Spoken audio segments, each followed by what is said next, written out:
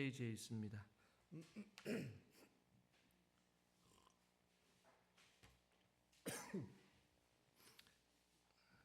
에베소서 6장 18절, 우리 한 절이니까 한 목소리로 같이 읽겠습니다.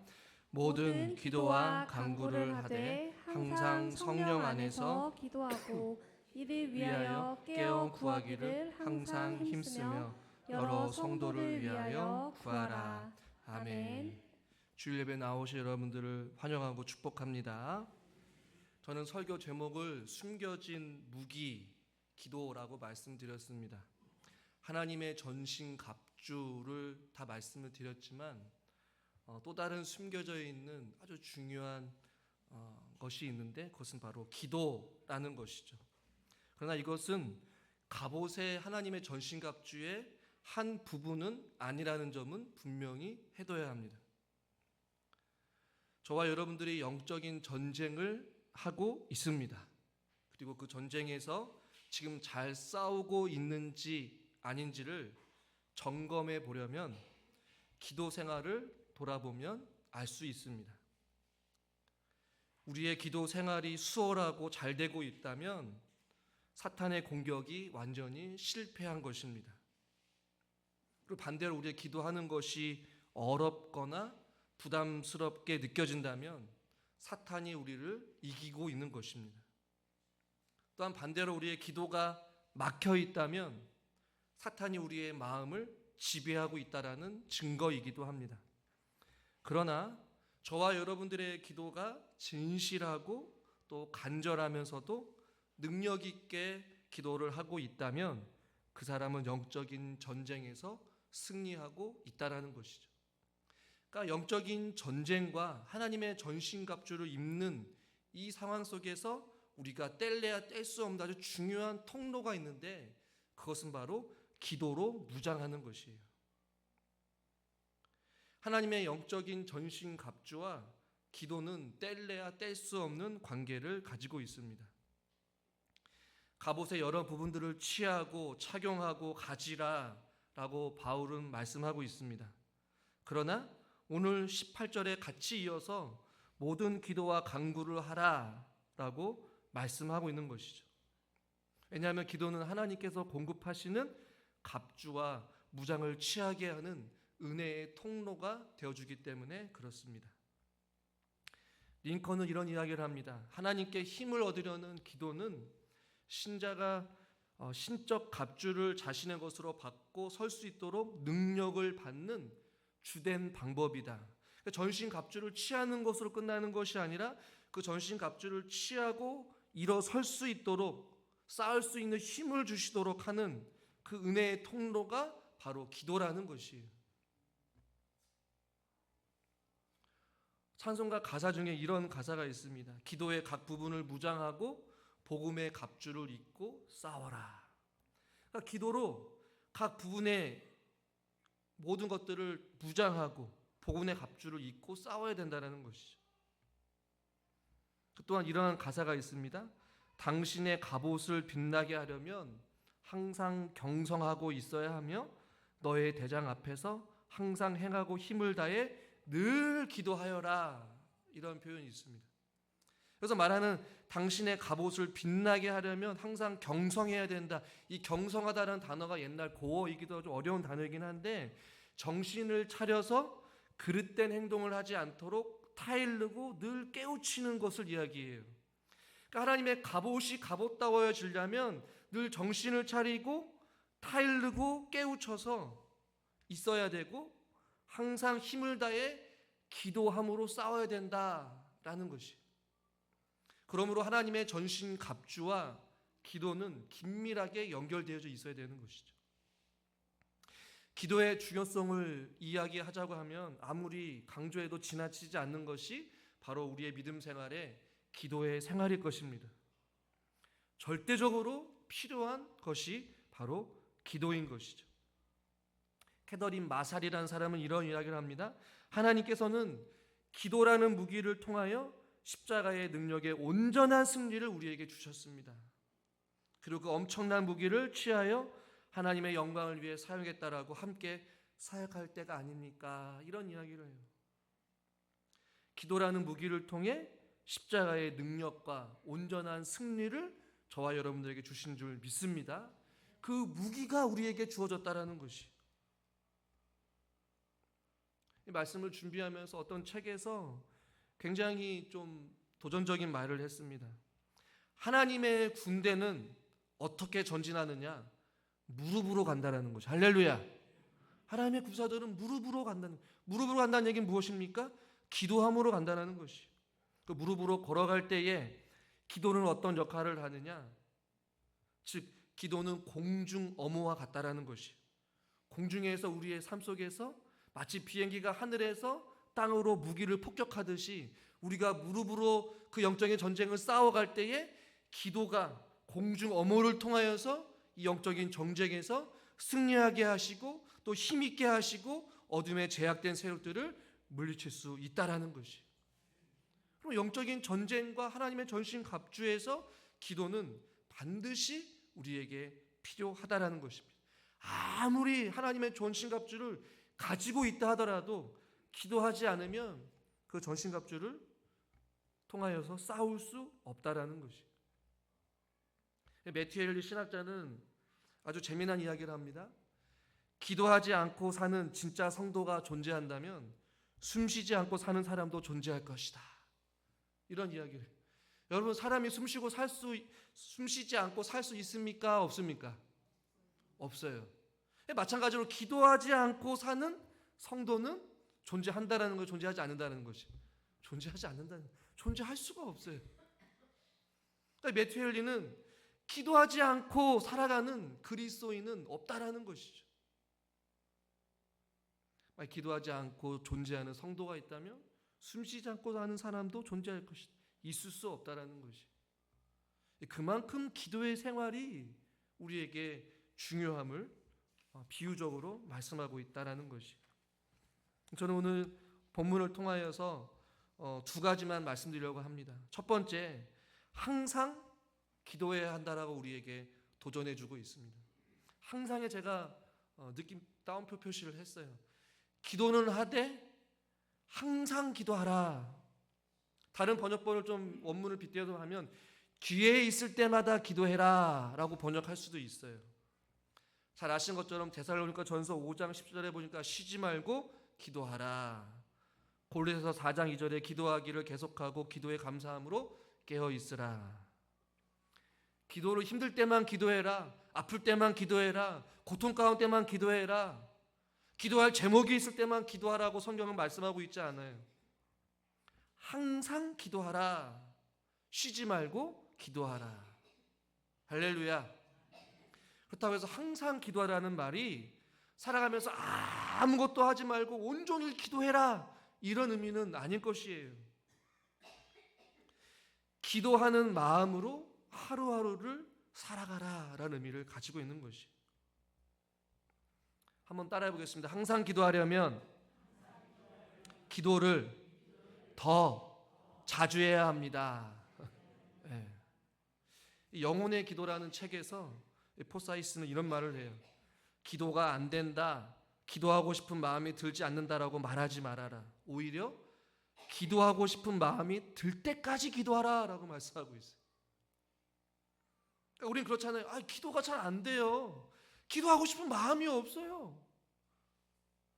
이렇게 생각하잖아요. 그러나 오히려 기도하고 싶은 마음이 들 때까지 기도의 자리를 떠나지 말라는 것이죠.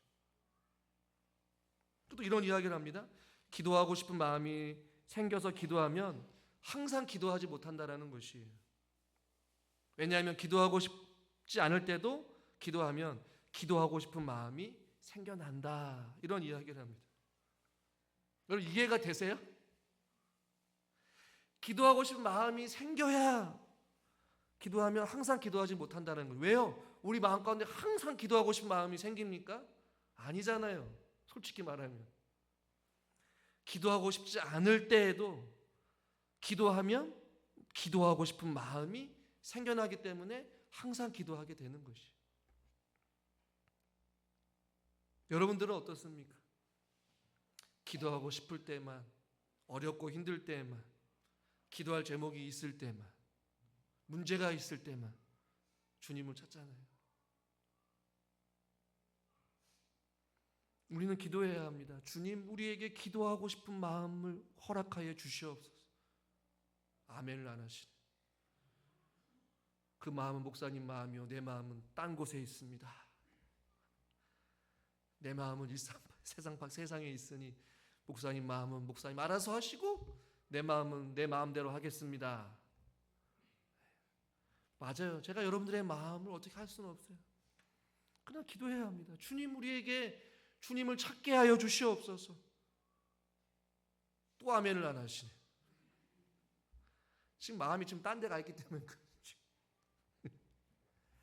일상이라는 책이 있는데, 일상 기도라는 책이 있는데요, 이런 내용이 있어요. 당신이 기도하지 않고 있다면 필시 그것은 시간과 돈과 재능만 있다면 성공할 수 있다고 속으로 자신하고 있기 때문에 기도하지 않는 것입니다. 여러분들은 어떻습니까? 내 스스로 살 수 있기 때문에 기도하고 있지 않을까요? 오늘 바울은 전신갑주를 이야기하면서 항상 기도하라고 말씀하고 있어요. 왜 여러분 항상 기도해야 할까요? 여러분 왜 기도해야 합니까? 성경에서 말씀하니까. 그렇죠? 그러나 저는 두 가지를 말씀드리면, 첫 번째는 마귀가 항상 공격하기 때문에 우리는 항상 깨어 있어야 돼요. 방심할 수 없습니다. 악한 영들은요, 쉬지 않아요. 우리의 기도의 불이 꺼지기만을 기다리고 있어요. 기도하지 않는 순간이 위기입니다. 두 번째, 우리 자신이 너무나도 연약하기 때문에 항상 기도해야 합니다. 우리 힘으로 악한 영들과 싸워서 이길 수가 없습니다. 한번 따라하겠습니다. 우리가 기도할 때 강해집니다. 반대로 기도하지 않으면 약해지는 것이. 우리가 항상 기도해야 되는 이유는 마귀가 항상 우리를 호시탐탐 노리고 있기 때문이고, 우리가 연약하기 때문에 우리는 항상 기도해야 되는 것이. 그러므로 저와 여러분들의 기도를 다시 한번 말씀을 통하여서 점검해 볼 수 있기를 주님의 이름으로 축원합니다. 우리의 삶 속에 기도의 삶이 비중이 얼마나 차지하고 있는지를 한번 진단해 보아야 되는 것이.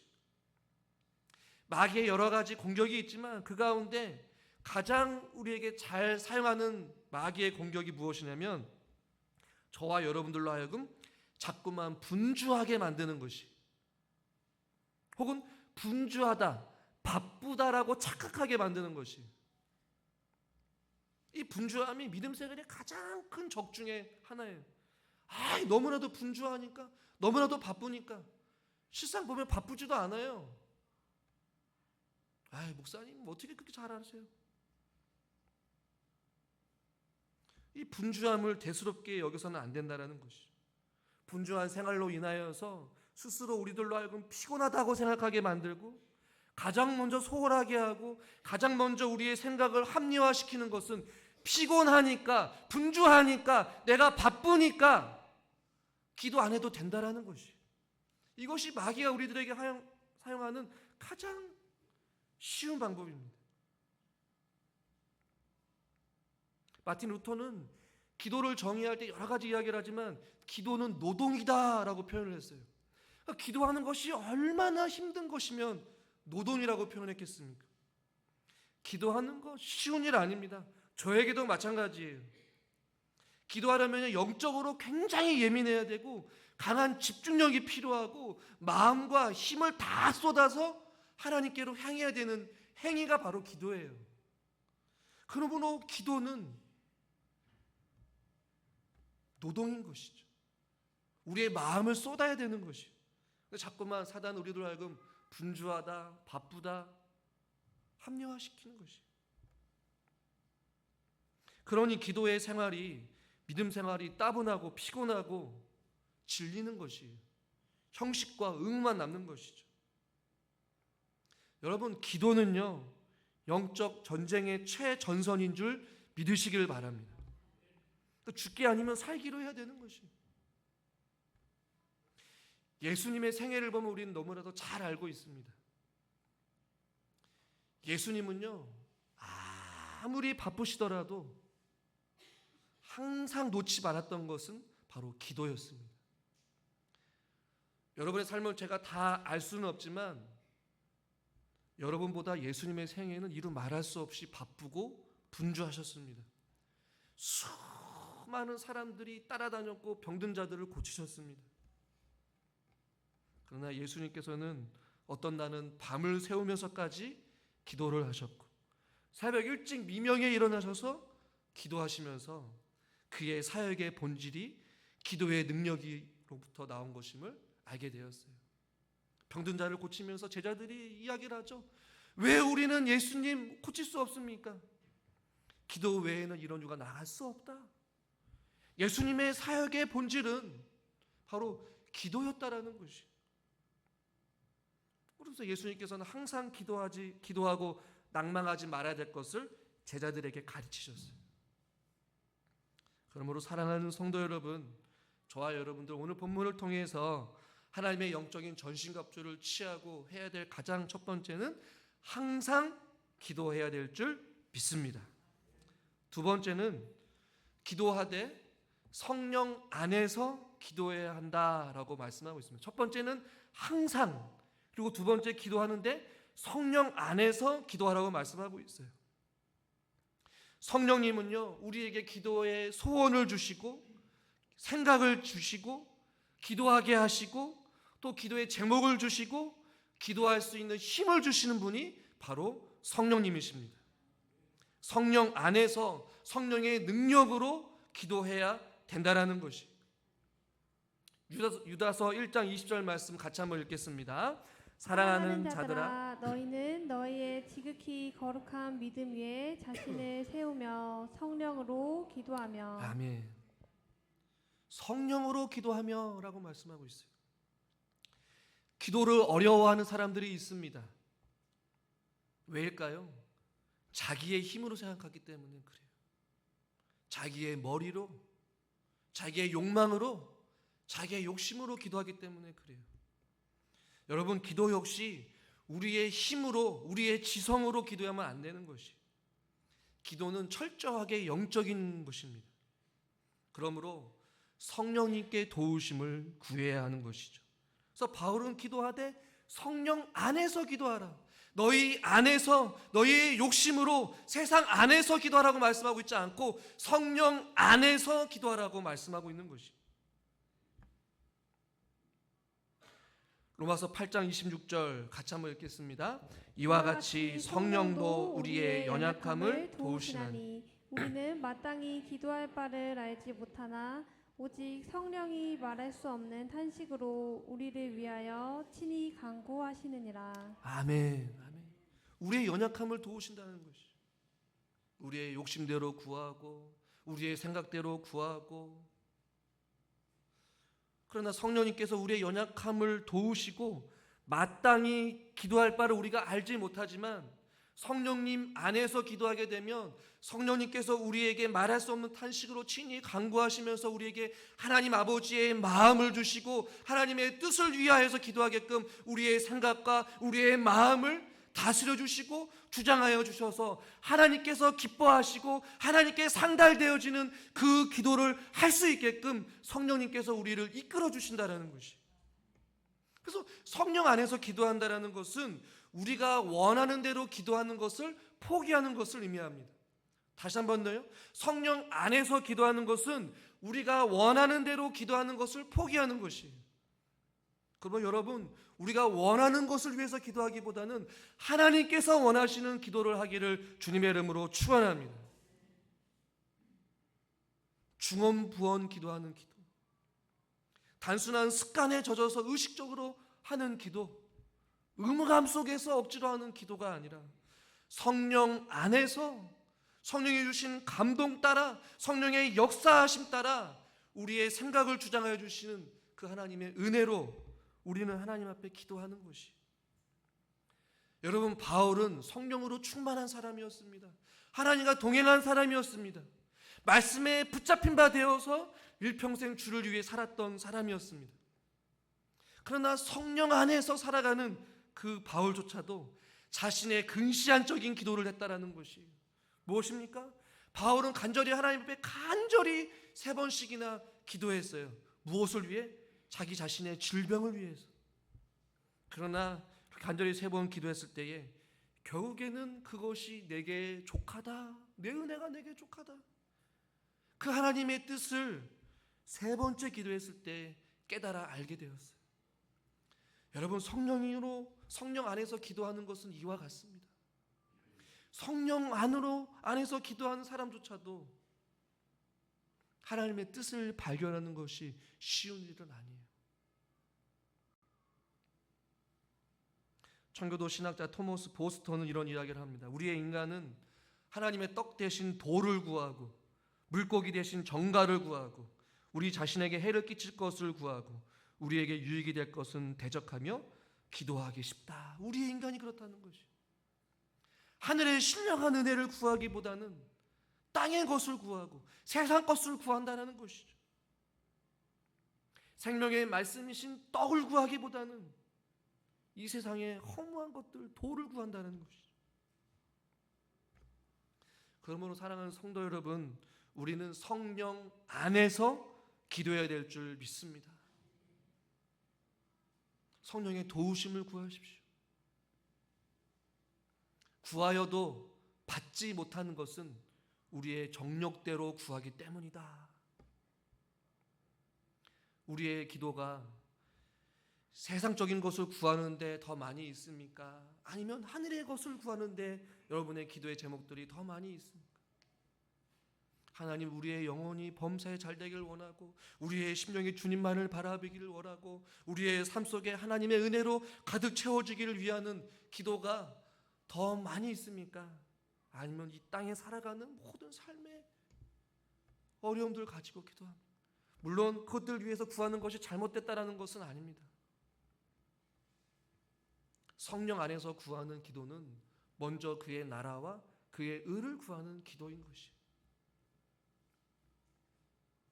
근데 바울은 모든 기도를 하되 항상 기도하고 그 기도를 하는데 성령 안에서 성령의 도우심을 구하며 성령으로 기도하라고 우리에게 말씀하고 있는 것이에요.